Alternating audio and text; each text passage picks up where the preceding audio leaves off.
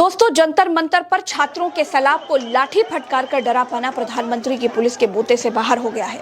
छात्रों ने कई बैरिकेडिंग तोड़ दी, मेट्रो स्टेशन की बैरिकेडिंग लांग गए, संसद तक नहीं पहुंच पाए। लेकिन जिस जेनजी को नखारा और कॉकरोच कहा गया, उसने अपने इरादे जाहिर कर दिए। सिर्फ छात्र ही नहीं, प्रधानमंत्री की पुलिस संजय सिंह, मनीष सिसोदिया, आतिशी तक को भी नहीं रोक पाई। ये सब पुलिस बैरिकेडिंग कूद कर जंतर मंतर पहुंच गए। जब रोम जल रहा था तब नीरो बंसी बजा रहा था। नीरो इकलौता ऐसा नहीं था जो देश को मुसीबत में छोड़कर बंसी बजाने का शौकीन था। हमारे प्रधानमंत्री को भी देखिए और दो तस्वीरों में देखिए। एक तरफ इस देश के छात्र परीक्षा की लीकेज ना रोक पाने वाले मंत्री को हटाने की मांग कर रहे हैं। सरकार ने बात नहीं सुनी तो वो संसद घेरने निकल पड़े। सरकार ने पुलिस लगा दी, छात्रों पर लाठियां चलवा दी, मेट्रो स्टेशन बंद करवा दिए, इंटरनेट बंद करवा दिए, जैमर लगवा दिए, बैरिकेडिंग वेल्डिंग करके खड़े कर दिए कि छात्र कहीं संसद की तरफ बढ़ने ना पाए। दूसरी तरफ प्रधानमंत्री को कोई फर्क नहीं पड़ता।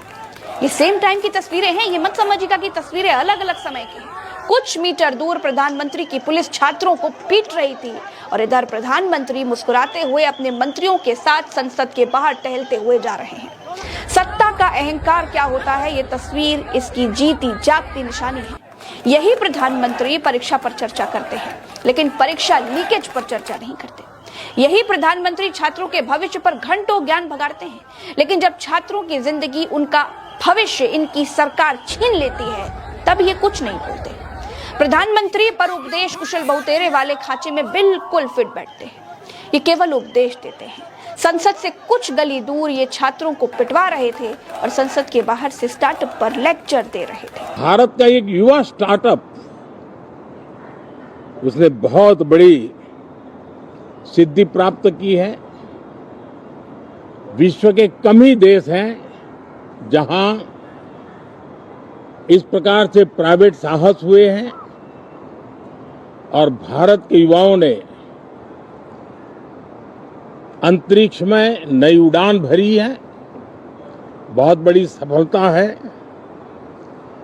और ये जो स्काईरूट स्टार्टअप है, उसमें जो नौजवान काम कर रहे हैं, मुझे बताया गया उनकी पूरी टीम की जो एवरेज एज है वो सिर्फ 28 साल है। ऐसे नौजवानों ने ये काम करके दिखाया है। मैं किसी 56 साल के नौजवान की बात नहीं कर रहा हूं। मैं देश के ये स्टार्टअप ने 28 के एवरेज वाले नौजवानों ने अंतरिक्ष में भारत का झंडा गाड़ दिया है। उनको तो बधाई है ही है। मिस्टर प्राइम मिनिस्टर, ये 28 की एज वाले वैज्ञानिकों का पेपर लीक अगर हो गया होता तो वो भी वैज्ञानिक नहीं बन पाते। अच्छा है कि स्पेस वैज्ञानिक बनने के लिए नीट की परीक्षा नहीं देनी पड़ती, वरना वो भी स्टार्टअप बिठाने की जगह जंतर मंतर पर बैठे होते और आपकी पुलिस उनके ऊपर लाठियां भांज रही होती। क्या छात्र, क्या आम लोग, क्या आम आदमी पार्टी, क्या समाजवादी पार्टी, क्या आजाद समाज पार्टी, सब छात्रों की इस लड़ाई में जंतर मंतर पर खड़े दिखाई दिए। डिंपल यादव सपा सांसदों के साथ हाथ में पोस्टर लेकर प्रदर्शन करते दिखाई दी।